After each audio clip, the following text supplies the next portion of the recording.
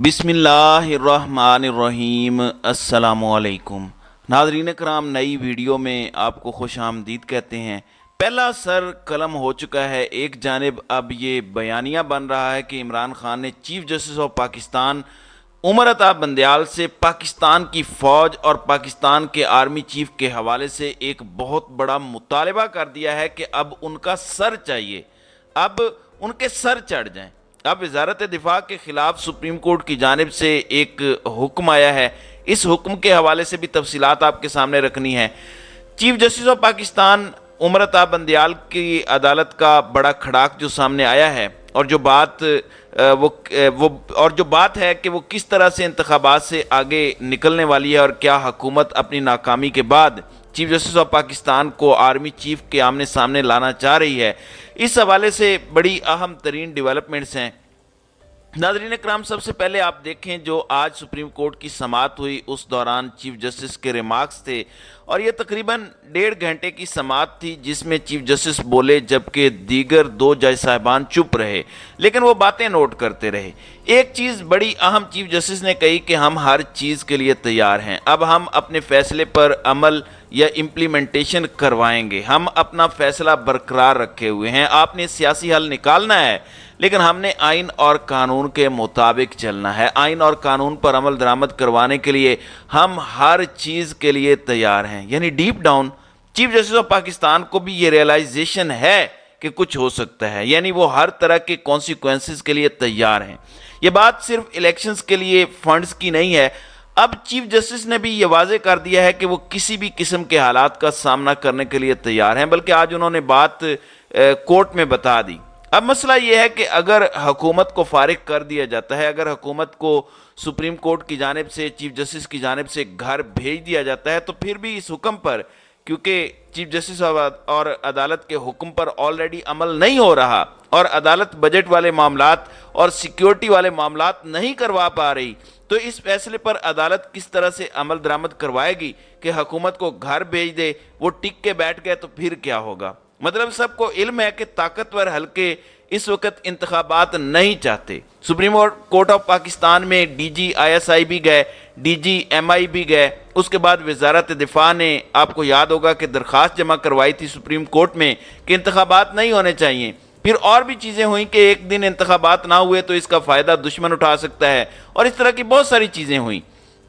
लेकिन इस सब के बावजूद chief justice of Pakistan Umar Ata Bandial इस वक्त पीछे हटने के लिए तैयार नहीं है। जाहिर है जब सुप्रीम कोर्ट ऑफ पाकिस्तान कानून के मुताबिक चलेगी और जो हुक्म देगी, तो उसके बाद हुकूमत ईंट का जवाब पत्थर से देने के लिए तैयार बैठी है। और इस हवाले से हुकूमत के बड़े करीबी हैं हामिद मीर ने एक बात की है कि हुकूमत इंतज़ार कर रही है कि सुप्रीम कोर्ट वज़ीर आज़म पर तौहीन अदालत लगाए। मतलब ये चाह रहे हैं कि हम तैयार बैठे हैं, ज़रा करके तो दिखाओ, तौहीन अदालत लगा कर तो दिखाओ। फिर हुकूमत कोई ऐसा बंदोबस्त करेगी कि कोई वज़ीर आज़म घर नहीं भेजा जा सकेगा, किसी वज़ीर आज़म पर तौहीन अदालत नहीं लग सकेगी। और हामिद मीर कहते हैं कि मुझे सीनियर वज़ीर ने बताया कि हम इन्हें इबरत की मिसाल बना देंगे, यानी हम चीफ जस्टिस ऑफ पाकिस्तान को निशाने इबरत बना देंगे। ये आपके टीवी पे आके बातें हो रही हैं, ये आपका पाकिस्तान का एक सीनियर जर्नलिस्ट एक सीनियर वजीर के हवाले से उसे कोट करके बता रहा है कि हम इन्हें इबरत का निशान बनाएंगे। यानी ये अगर शहबाज शरीफ पर तौहीन अदालत लगाएं तो सज़ा से पहले उसका क्या तरीका होगा। वाहिद तरीका यही है कि चीफ जस्टिस समेत इन 3 जज साहिबान को फारिग कर दिया जाए। फारिग किस तरह से किया जाएगा? एग्जेक्टिव ऑर्डर के जरिए। शहबाज शरीफ ने एतमाद का वोट भी इसीलिए लिया ताकि वो अपनी पोजीशन ऑफ स्ट्रेंथ को शो कर सकें। इरफान कादिर ऑलरेडी कह चुके हैं कि अगर इफ्तिखार चौधरी एग्जेक्टिव ऑर्डर के जरिए बहाल हो सकते हैं तो क्या कोई एग्जेक्टिव ऑर्डर के जरिए घर नहीं जा सकता। अब एग्जेक्टिव ऑर्डर पर भी अमल दरामद में रुकावट सिर्फ सुप्रीम कोर्ट ही डाल सकती है। यानी 3 जजेस को यह पार्लियामेंट अगर फारिग कर देती है, वजारत दिफा को जो जुर्माना किया गया है सुप्रीम कोर्ट की तरफ से, मैं उस पर इसमें बाद में बात करता हूं। लेकिन अगर एग्जेक्टिव ऑर्डर के जरिए इन 3 जज साहबान को फारिग कर दिया जाता है तो इसकी राह में रुकावट कौन बांध सकता है? जाहिर है सिर्फ सुप्रीम कोर्ट खुद बांध सकता है। यानी कि अगर अक्सरियत जजेस की इस फैसले को नहीं मानती। लेकिन अब सूरत हाल क्या है? एक जानिब 8 जजेस हैं, दूसरी जानिब 7 हैं। इस वक्त सुप्रीम कोर्ट ऑफ पाकिस्तान की अक्सरियत chief justice of Pakistan Umar Ata Bandial के पास है। ना होती तो अब तक बगावत हो चुकी होती। चीफ जस्टिस के साथ जस्टिस सज्जाद वाली एपिसोड जो है वो रिपीट हो चुकी होती। अक्सरियत नहीं है, इसीलिए काजी फायज ईसा आराम से बैठा है। लेकिन सवाल ये है कि अगर एग्जेक्टिव ऑर्डर के जरिए 3 जजेस फारिग हो जाते हैं तो जो 8 इधर और 7 उधर हैं, अब 8 में से 3 निकल जाएंगे, यानी एक जानिब काजी फायज ईसा के पास 7 जजेस रहेंगे और दूसरे ग्रुप के पास होंगे 5, तो अक्सरियत बदल जाएगी। अब अगर वो एग्जेक्टिव ऑर्डर के जरिए चीफ जस्टिस और तीनों जज साहबान को फारिग करने के केस को सुनते हैं तो बाकी हम ख्याल तो 5 बचेंगे और सीनियर मोस्ट भी काजी फायज ईसा हैं तो वो अपने वक्त से पहले चीफ जस्टिस बन जाएंगे।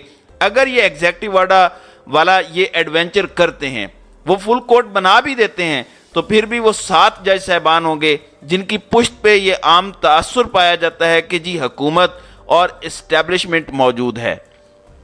अब chief justice of Pakistan Umar Ata Bandial के पास क्या ऑप्शंस होंगे? उनके पास सिर्फ इमरान खान और पाकिस्तान के अवाम बचेंगे, जिनमें से वकला का किरदार भी बहुत अहम होगा। वकला तहरीक शुरू हो सकती है। लेकिन इस सब के अंदर मैं ये समझता हूँ कि मेन बात यह है कि आज अदालत में जो चीफ जस्टिस उमर अता बंदयाल ने ये बात कही कि जो होना हो जाए, पैसों का बंदोबस्त सारा कुछ हम करवा लेंगे, ये हमारे साथ जो करना चाहते हैं कर लें। अगर इसी इक्वेशन में ये दावे और ये तमाम चीज़ें और सारी स्टेटमेंट्स जो मैंने आपके सामने रखी हैं हम रखें और चीफ जस्टिस उमर अता बंदयाल को बर्खास्त करने के हुकूमती प्लान बी पर गौर करें तो ये ऑलरेडी हुकूमत इस पर अमल शुरू कर चुकी है। खान साहब ने भी अवाम को तैयार रहने का हुक्म दिया है और एक फैसला कुन जंग का किसी भी लम्हे आगाज़ हो सकता है, ये आप ज़हनशीन रखें।